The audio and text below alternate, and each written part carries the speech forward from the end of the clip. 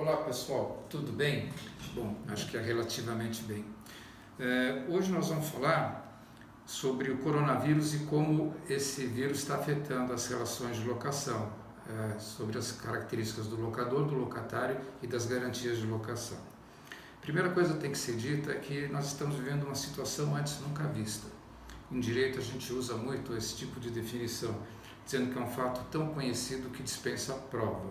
Eu acho que o que está acontecendo no mundo hoje, qualquer alegação que se faça, ela é fundamentada pela simples alegação de que coronavírus.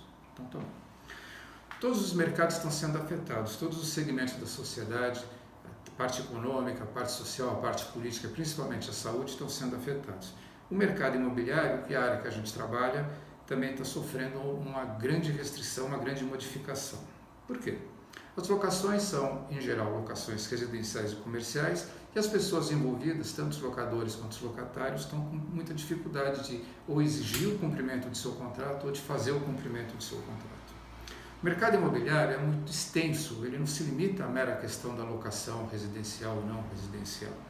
Ele também alcança outros tipos de atividades, né? Desde o mercado financeiro, com os fundos imobiliários, até as incorporações, que são situações mais corporativas, né? E cada uma delas provavelmente vai se afetar de modo diferente. A recomendação que a gente pode fazer é, sempre que for possível, desde que haja um mínimo de condições, vamos fazer a negociação.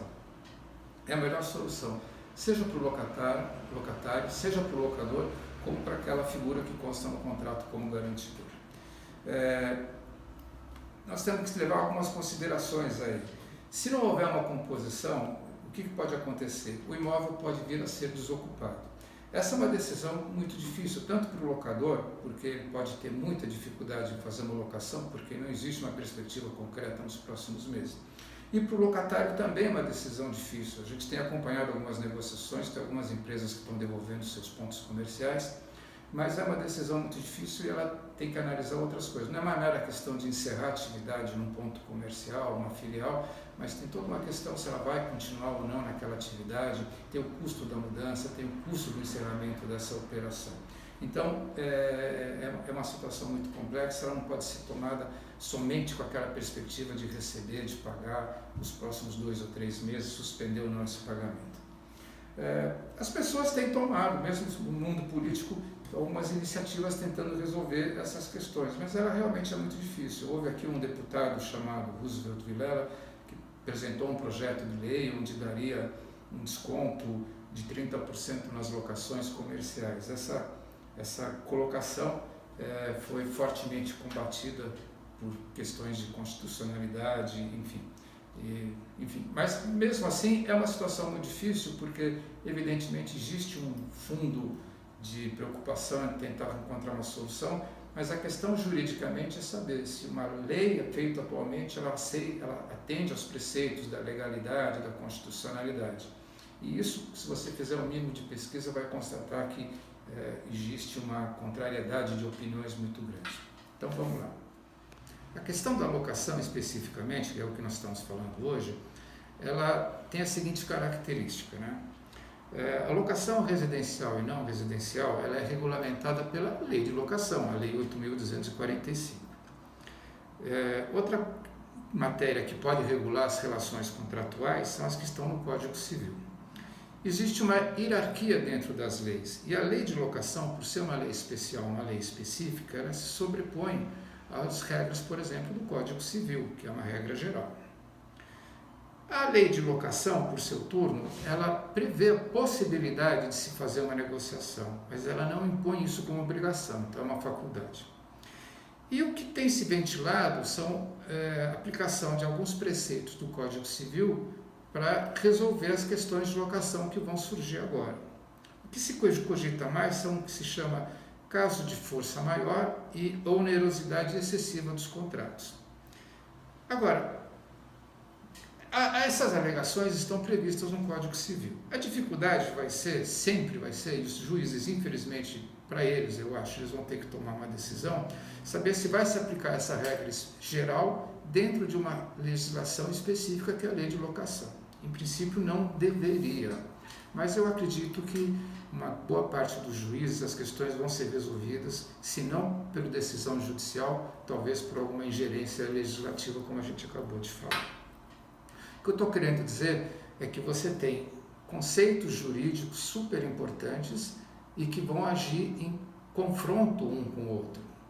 E que, se não houver uma composição amigável entre as partes, a decisão vai ter que ser judicial. E hoje em dia, eu acho que a gente pode com certeza afirmar que é completamente imprevisível qual vai ser a linha que vai ser dada para essas soluções que vão ser levadas ao Poder Judiciário.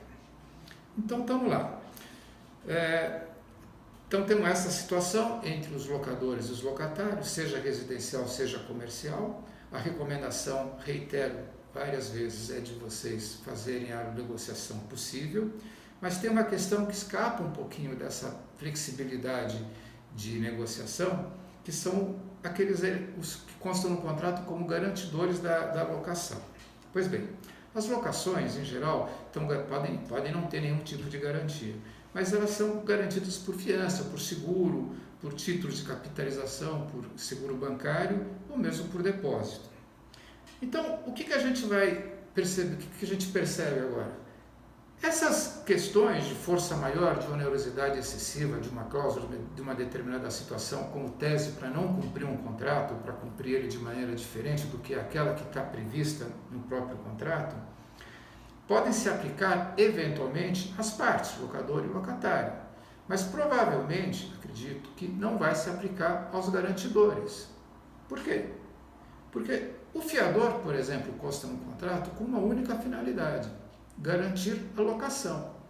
Eu não consigo imaginar, juridicamente falando, que um juiz vai excluir uma responsabilidade de um fiador por causa dessa situação, obviamente complicada, que existe no mundo, mas a função do fiador é garantir a locação no caso dele não ser cumprida pelo locatário.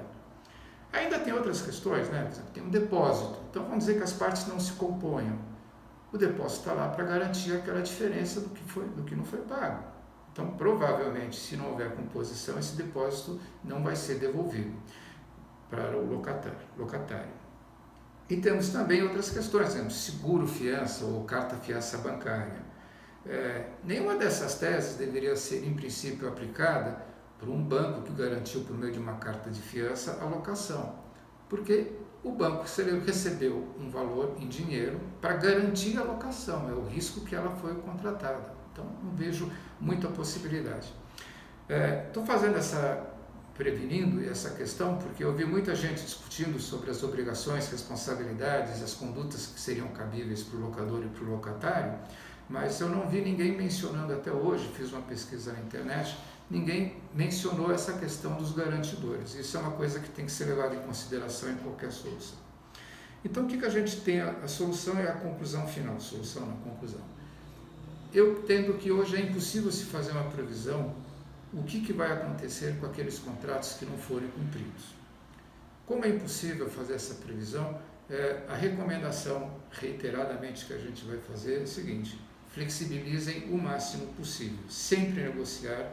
A falta de flexibilidade pode prejudicar ambas as partes, não só o locador como o locatário, e tem que se prestar nessas negociações uma atenção especial às garantias que foram feitas no contrato. Bom, falei então sobre locação, vou elaborar agora um encontro posterior sobre outros aspectos do mercado imobiliário, tá bom? Gente, boa sorte para todos nós, até mais.